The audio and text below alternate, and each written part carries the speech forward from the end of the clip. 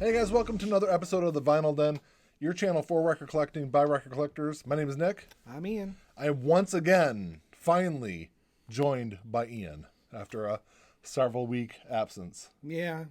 Welcome back, Ian. Thank you. I'd much rather be under my rock, but you wouldn't let me. You wouldn't let me stay there, so You couldn't hide under the I rock couldn't hide anymore. any longer. So this week we're going to be talking about something kind of interesting, at least something that interested me. And I had that's some thoughts on it too. apparently something that interested both of us. And that's Rolling Stone updated their new, it was an old list they did a couple years ago. It was the top 500 albums of all time. And they updated it. So we're going to talk a little bit about that. So before we get into the topic, I just kind of want to give a real special thanks to Frank over at Channel 33 RPM for, give me a little spotlight for my Vinyl Den on his episode a couple weeks back. Mm-hmm. It's pretty cool. He does these Vinyl Den episodes, I think, like once a month. Mm-hmm. Or he gives, spotlights some people that they'll send in a bunch of pictures of their, listening space. And it's kind of cool to see how other people have their setups. And Right. How they said, their collections displayed and everything else. Yeah. I definitely have gotten some ideas for, especially like the way I put my records up on the wall and stuff like that from some of those videos. And actually, I think Ian gave me the idea for the Calyx shelving, though. You got that first, didn't you? I think so. By about a month or so. Yeah. So Well, actually, you shouldn't even say that. You recommended it to me because of things you'd seen on videos and others. Okay. And then I went and bought it, and then you went and bought it after the fact. So it's definitely, if you haven't seen it, check it out. It's pretty cool. It gives you some cool shots of what my space looks like down here in my man cave, my bachelor pad, as my wife You calls did it. a really good job of keeping the dead bodies out of the frames too, which is really good. Well, they're a little lower, so you can just kind of roll them off to the side.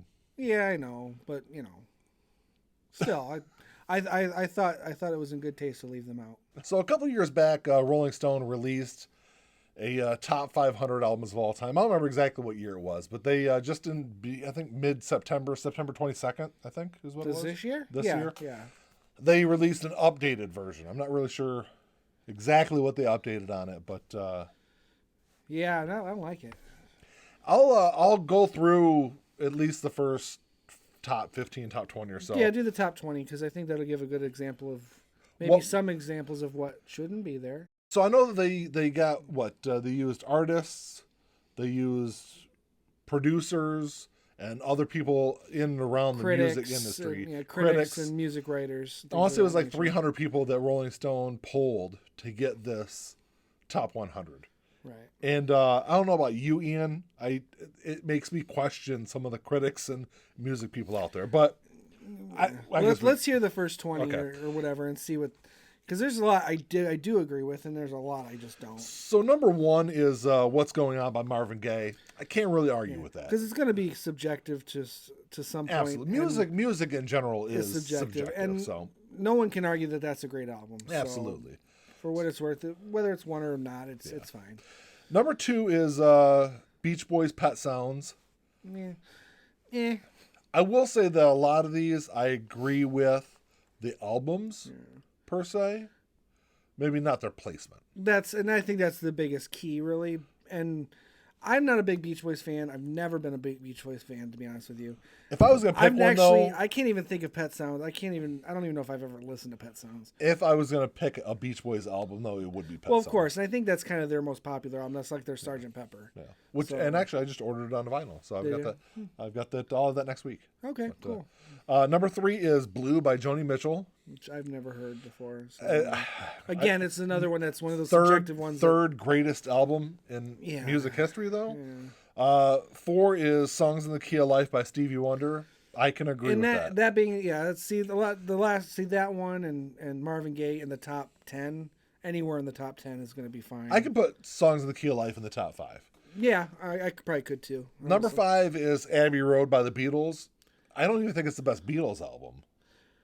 Yeah, second or third for me, but it's definitely not. It's not higher than.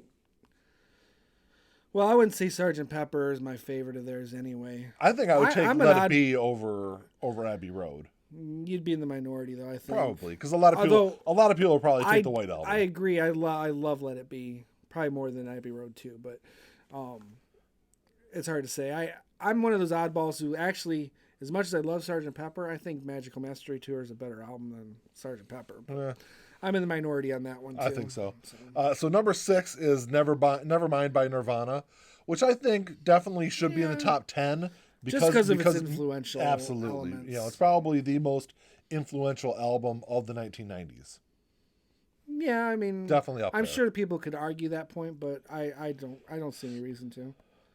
So number 7 is Rumors by Fleetwood Mac. It's another one that's, again, I don't know if Would I put it 10, in the top 10? I wouldn't do top 10. God, that's a hard sell for me. Number 8 is Purple Rain by Prince. I could see it in the top 10. 10. Yeah, I could see it. I can see it in the top 10. Number 9 is Blood on the Tracks by Bob Dylan. I mean, I don't know about top 10, but it's that a was good album. Yeah, it's probably one of his best. Bob Dylan. Yeah, I don't know all of his it records, is. but That is a good album. I know that one. So that was number. What did I say? That was number 9. Number 10 is The Miseducation of Lauryn Hill by Lauryn Hill. I know that was a big album. But the 10th greatest album in music history? Well, we'll get to some of the things why I feel. I can have it in the top 500 for sure. Yeah, there's no question. I that might it could even be have that in 500. the top 100. Right. But top 10? No. That's definitely I not. do, and it's not my kind of music, but I do know that album was very. Oh, you know what? And I have to well revise what I just said because I think number 11 is probably the Beatles' best album. And that's Revolver. They've got Revolver at number 11. Revolver should be much higher than that. As tough as it is for me to kind of quantify the Beatles albums, I almost have to agree with you, and that's very rare that Nick and I agree on anything. Yeah, especially when it comes to music. Right. Number But 12. I do love Revolver a lot. Yeah. So. Number 12 is the highest grossing album of all time, I thought it was the second. Thriller. Oh, it might be number 2 now. Yeah, it's number 2 now. It's number 2 behind the Eagles' Greatest Hits, I believe. I thought it was number 2 behind Dark Side of the Moon. No, Dark Side of the Moon is like number 4 now. Oh, okay. Well, still, yes. And for a while there, this was the highest selling album. Yeah, Thriller by Michael Jackson, absolutely.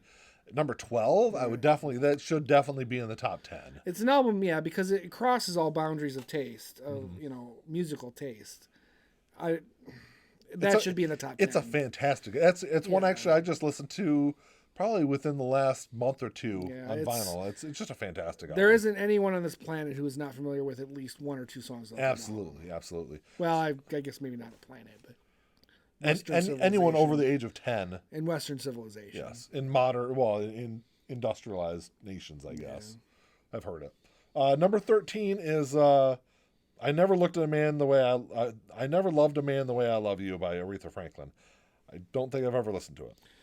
I was never. The fact that we kind of grew up so close to Detroit, I mean, we're familiar with the Motown sound. I love a lot of Motown stuff. That's just I've never been a big Motown fan. I appreciate the value of what Motown is and the artistry that goes into it, and it was involved there, but I just never. It's not really my. I was my never song. really into Aretha Franklin. She's got some good music, got some good songs, but She's fantastic in the Blues Brothers movie. Don't give me that look.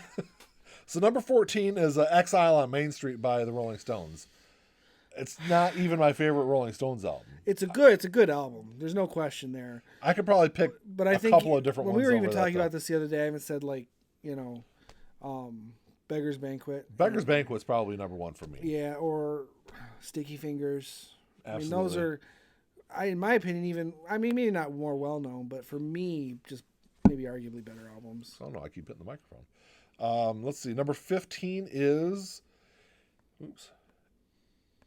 It Takes a Nation of Millions to Hold Us Back by Public Enemy, which is not my favorite Public Enemy album. But No, and Public Enemy is a band or in our group I never was into, so I'm not familiar with any of their music above and beyond.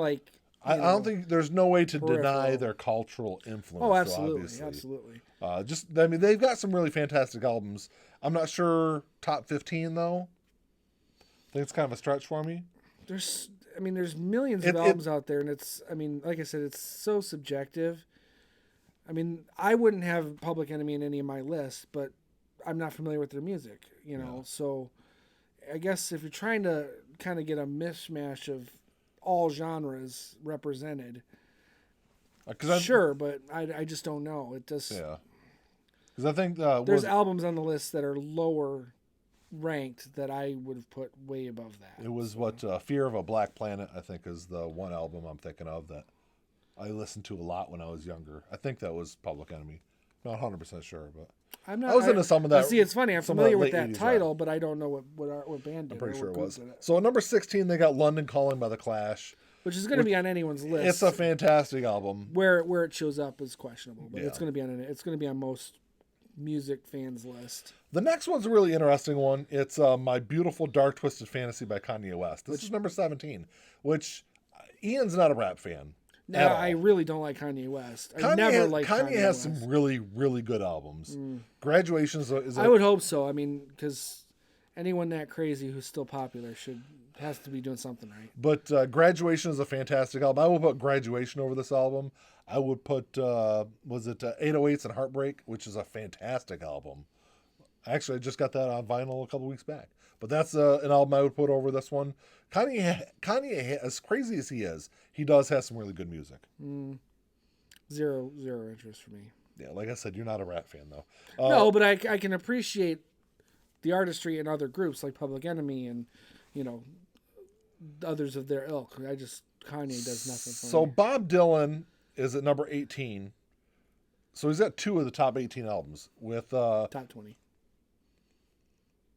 Well, I'm at number 18, so 2 of the top 18. Okay, fine. So he's got 18. They got Highway 61 Revisited, which I am not 100% sure I've listened to this album before. I know I have not.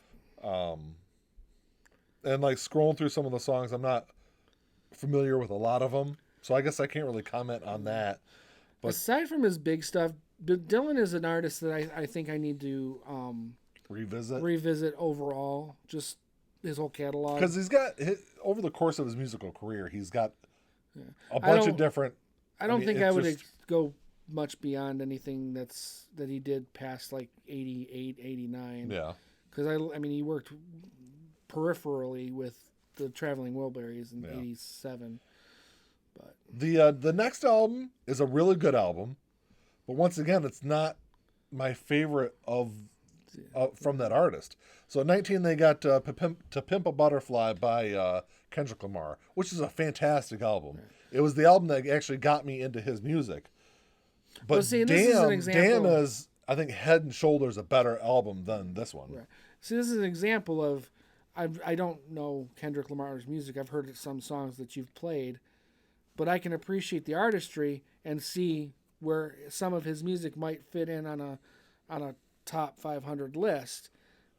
Kanye doesn't. I don't get it. I don't get it. But so number 20, they got Kid A by Radiohead, which it's a really good album. Right. I don't know if it's better than OK Computer though. That's what we talked about the other day when we were looking at the list together. I would put OK Computer above Kid A, but I guess I can kind of see where Kid A, because it's a bit of a departure. Yeah. And maybe appealed to a different variety of people and saw a growth of the artists themselves. Yeah. I can maybe see that side of it, but OK Computer's a better album. I'll run to 25 because we're close. Yeah. So Bruce Springsteen, Born to Run is at 21, which is a great album. If I was going to make a top 25, that album would probably be in there. I know you're not a big Bruce Springsteen fan. No, I'm not a Springsteen fan, but I know that's a great album. That's it's a big album. Great album. Yeah. 22 is Ready to Die by Notorious B.I.G. I do love a lot of that rap from the 90s. I was more of a kind of a West Coast rap fan. I was never into, Notorious B.I.G. or Puff Daddy or Mace or any of them guys from I guess I'm going to have to shoot East you now because Coast. I was definitely East Coast. I'm just kidding. Top how. I'm not sure if I would put that. I've never listened to any of Biggie's music ever. Tupac, I'm familiar more with his songs, and yeah. I would hope that Tupac's on the list somewhere. I'm sure he is. I'm not sure if it's a good album. I'm not sure if it's top 25 good album. Notorious B.I.G. Yes. Yeah, I don't know. I'm just, like I said, I never really listened to his stuff. I'm slightly more familiar with Tupac's stuff. The next one is The Velvet Underground and Nico by The Velvet Underground. So this is number 23. I'm sorry, man. I never got into this album. I bought it when I was a teenager because of, you know, The the hype hype of of it, and it's this album is my Taxi Driver. If you know anything about me, Taxi Driver is the same thing. It was one of those movies that's got all this hype, and then I watched it and I thought it was garbage. This album is the same way for me. I don't think it would apply to Taxi Driver, but you may want to revisit that album now as an adult, and I not from any personal experience, but I find that there's things that I hated when I was younger that I listen to now. It's like, why did I hate that? Yeah. And in reverse, there's things that I loved as in my teens, and I listen to now. I'm like, was I high? Yeah. And I wasn't, because I probably wasn't high. I didn't get high very often. Number 24, I can definitely get into, and that's Sgt. Pepper by the Beatles. And it's just it's a great album. I think it's slightly overrated though. I know I wouldn't say overrated. I think it's a great album. But, I think it is too. But I agreed with you earlier though that there's other albums I like better than Sgt. Pepper, but I understand why it holds there's so much regard for it amongst Beatles fans. Yeah, listening to it. So I just bought it on vinyl not too long ago. I got a pretty sweet deal on I think it's one of the anniversary editions they had. But and it's probably the first time I had listened to Sgt. Pepper in probably 10 years.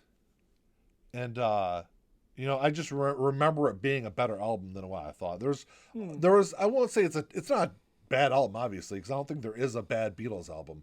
But it just seems like there was more songs that when I was younger maybe I thought were better than like I said, I think I like Magical Mystery Tour better. But like I said, I understand, because Sgt. Pepper was the next evolution. Yeah. It was like their Kid A. They, Revolver, and then they had to do this to move on. Yeah, I get it. That was kind of like the transition period. And for what it's worth, as far as pop culture goes, that is where the Beatles became the Beatles. Number 25 though is Tapestry by Carole King, which I understand why it's on a list. I don't know if I'd put it in the top 25, but yeah. So let's see. How about the album that's on my shirt is not listed in the top 25? Number 55. It's in the top. Yeah. It's in the top 100, but it's 55. 55. It's the Notorious B.I.G. Dark Side of the Moon. The album that spent 17 straight years on the Billboard. And don't get me wrong, I'm not a huge fan of that album, of Dark Side of the Moon. I think that album's overrated, but it takes a fool to see that Dark Side of the Moon, when you're talking about all time, it's got to be rated higher than. Dark Side of the Moon is an album that spent 1,000 weeks in the Billboard top 100, and it's not in the top 25. There is no, and I know I'm biased. I'm a Pink Floyd fan, because I would also say The Wall should probably be in that top 25 also. One of those albums should be in there. I think Dark Side of the Moon should be in the top 25. How about this? Ian's a Jethro Tull fan.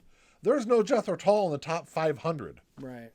Aqualung definitely deserves to be in the top 500 albums of all time. And I would say Thick as a Brick, but I understand that Aqualung commercially would be more recognizable to the vast majority of audiences. And it's not in there. And there's a lot of newer music that's come out in the past. I mean, where's American Idiot on that list? Do you remember? I don't remember. I want to say it's in the top 100. It is in the top 100, but it's. But then again, wouldn't Dookie? I would, if I was going to pick one album to be up there, the highest, I would probably pick American Idiot, because it was such a seminal album. Dookie's on the list. Yeah, but American Idiot is so influential for the last 20 years worth of music. Yeah. And it is higher than Dookie. Yeah, I think it was when I went through it. I don't know. It's just, what do you think? I feel like there's a lot of stuff that I agree should be on the list. No, it shouldn't be anywhere close to. It's like I said the other day. I would say I agree with not placement. Placement has nothing to do with this statement, but being on the list, I agree with about 65% of it. Yeah, the rest of it, 60%. I don't, maybe 65 be pushing it. 60% of it, I agree. At least should be within the 500 list. The other 40%, not at all. Yeah, and that would make room for the 40% that I think was missed opportunity. Yeah, and that's why I don't know. Like I said, the critics, the music insiders, I don't know what they were really looking at when they were obviously this is all subjective. Right. Music in general is subjective. Michael Jackson's on there twice for Off the Wall and Thriller. Mm-hmm. Bad was huge. Bad wasn't in the top 500? No. Bad sold better than Off the Wall. So why is Off the Wall on there? And that's what I'm saying is that's kind of the issue I have with this list. Going through it originally, I was like, because it's been a couple weeks since I looked over it, but I looked at it like one of the first days that came out, so maybe it hasn't been that long. But I was just really kind of dumbfounded, at least by the top 100. Right. Once you get to the point we're at now, 2020, where we're talking about nearly 70 years of music. Yeah. Theoretically, I don't think anything on there is that old, but because there's no Elvis on there. No. I don't like Elvis, but maybe, I don't know. But even if you go 60 years, 6 decades worth of music, rock music, Rolling Stone worthy music, you almost get to a point where there's so much that there's no way you can make a list that I broad. know where you're going. You can't go broad like that. And you're not gonna make a list that's gonna be able to satisfy the majority of people. I would never in a million years think it would be necessary to make a top 500. Ever. I think you can do top 100, but by different categories, different genres or subgenres of music. I guess this is the thing though. When you're making a list, a general list like that, how is either Led Zeppelin 2 or Led Zeppelin 4 not in the top 25 albums? It just because you have to make room for Notorious B.I.G. But that's what I'm saying, Enemy. and that's what I'm saying. It just I think that like looking at it culturally, I know that I think more so Public Enemy than Notorious B.I.G. Well, I guess they're both culturally huge. Well, and that's kind of the issue that I run into with a lot of it. Well, that's all we got for this week, guys. I'll drop a link in down below for that list to the Rolling Stone top 500 albums. Tell us what you think. Yeah, go on there and check it out. Drop a comment down below and let us know what you think. Hey, and guess what?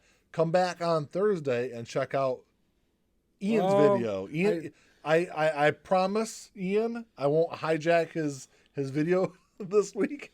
Ian will have a video up this week after me harassing him for like the past month. Yeah. Well, in his defense, I kept telling him I have a plan for a video, and then I just wouldn't. Well, it's all right. But then I did it and sent it to him, and he got impatient with the editing and downloading process and just did one of his own anyway. That's all right. But drop us a comment down below and let us know what you think deserves to be on that list and what's not on there, I guess. Absolutely. And, or if you completely disagree with us and you think the list is perfect. Let us know that too. But if you like the episode, make sure you hit subscribe. Give us the old thumbs up. That's about it. Until next time. Talk to y'all later. Peace.